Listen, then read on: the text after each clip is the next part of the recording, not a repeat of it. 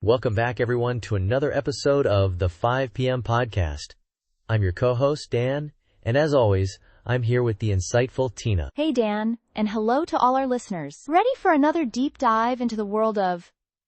Well, today, it's the rather serious world of politics and a crisis that's been gripping North America. That's right, Tina.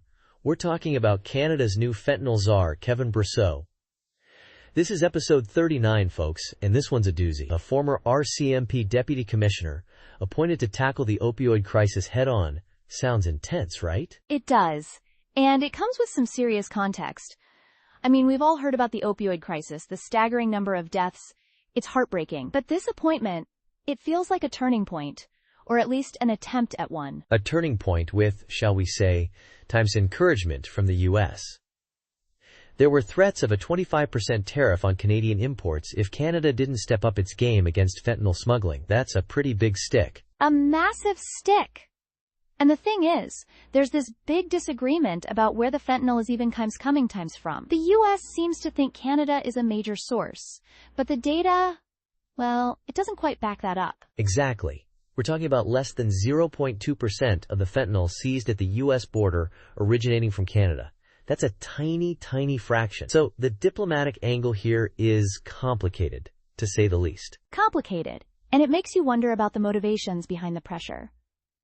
But putting that aside for a moment, let's focus on Brosseau himself. What do we know about his background? And what makes him the guy for this job? Well, he's got 20 years in the RCMP, which is Canada's federal police force. He's been in leadership positions, specifically in Manitoba, which has seen its share of the opioid crisis. So he's not coming in cold. He's got experience on the ground. And what about the actual strategies?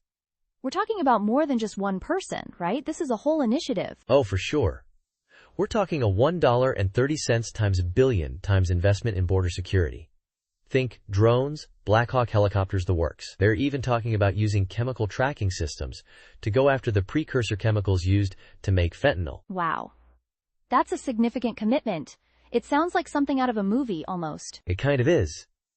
And another big part of the strategy is designating these cartels as terrorist entities under Canada's criminal code. That gives law enforcement a lot more power to freeze assets and go after these groups. That's a strong move. But I'm curious, Dan, what are your thoughts about the balance here? It feels very enforcement-heavy. What about the public health side of things? That's the crucial question, isn't it? The numbers are grim. Opioid-related deaths have, tragically, skyrocketed, especially during the pandemic. We're talking about thousands of lives lost each year. And the impact of the pandemic.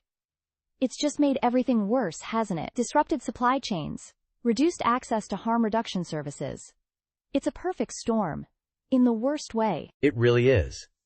And while I get the need to stop the flow of fentanyl, you have to wonder if a purely punitive approach is going to solve the underlying problem. Are we addressing the reasons times why times people are turning to these drugs in the first place? That's where the harm reduction advocates come in, right? They're saying we need to focus on safe injection sites, treatment programs, and reducing the stigma around drug use. Precisely. It's a debate between stopping the supply and addressing the demand. And frankly, it seems like we need to be doing both, and doing them times well. It's a tough balancing act. And the stakes, the human costs, it's just immense. So what does success even times look like for Brosseau in this role? That is the million-dollar question, isn't it? I think, in the short term, it's about disrupting those supply chains, making it harder for fentanyl to get into the country. But long term, it has to be about reducing those death rates, getting people the help they need. And hopefully, finding a way to work constructively with the U.S., despite the differing perspectives on the problem. This is a North American crisis, and it needs a North American solution. Well said, Tina. This is clearly a complex issue with no easy answers, and it's one we'll be watching closely. Thanks for unpacking this with me, Tina. Thanks, Dan. And thank you to our listeners for joining us on this important discussion. We'll be back next week with another episode of the 5 p.m. podcast.